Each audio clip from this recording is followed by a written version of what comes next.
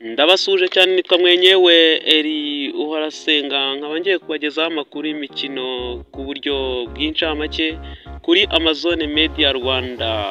Icyo tubasaba ni ukana subscribe ubundi mugatega amatwi mugakurikira ibiganiro tubagezaho bya siporo bitandukanye. Reka tuze mu kanya gato tuyabagezeho.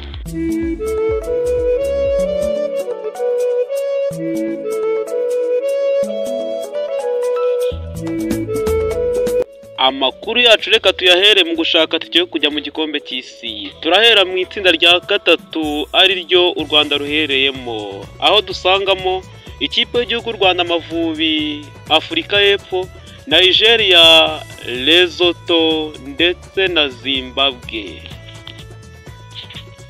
Imbere y'abafana bayo Stade Amahoro yakubise yuzuye n'iyonka, abanyarwanda babukereye.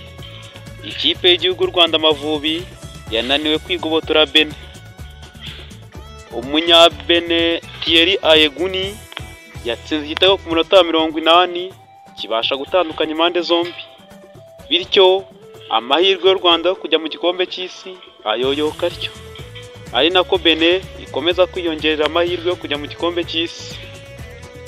Mu yindi mikino Nigeria yatsindaga Lesotho ibitego 2-1, Afurika y'Epfo inganya na Zimbabwe ubusa ku busa. Bityo muri iri tsinda rya gatatu uko bihagaze, Bene yahise ifata umwanya wa mbere n'amanota 17, ikipe ya Afurika y'Epfo ijya ku mwanya wa kabiri n'amanota 15 nyuma yo kunganya. Hanyuma Nigeria nyuma yo gutsinda itigira amanota 18, ibi ya gatatu u Rwanda rwisanga ku mwanya wa 4. Lesotho nk'ibisanzwe yaguma ku mwanya wa.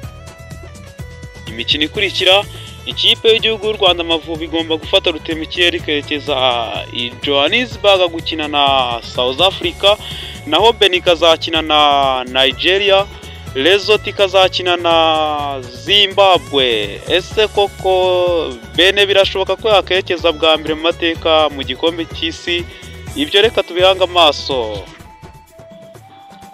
Naho mu yindi mikino nuko Senegal yihereranye South Sudan isanze mu Ruginyabika 5-0. Ismaila Sarr ku munota 29 yatsinze igitego cya mbere, Sadio Mane ku munota 46 atsinda igitego cya kabiri. Ismaila Sarr agaruka ku munota 54 atsinda igitego cya gatatu. Nicolas Jackson yateretsemo penalite ku munota 60 atsinda igitego cya kane. Ndiaye atsinda igitego cya gatanu ku munota 75.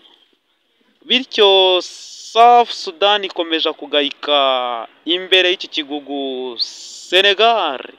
Sudan isanzwe, Sudani yanganyaga na Mauritania ubusa ku busa, ari nako DR Congo ifata Togo yisanze mu rugo yitsinda igitego 1-0 cya Cedric Bakam. Nge twabanye muri izi ncamake z'imikino nitwa mwenyewe Eri Uhorasenga. Mbibutse gukanda subscribe kugira ngo mukomeze gukurikira ibiganiro byacu tubagezaho. Mwakoze kutwumva.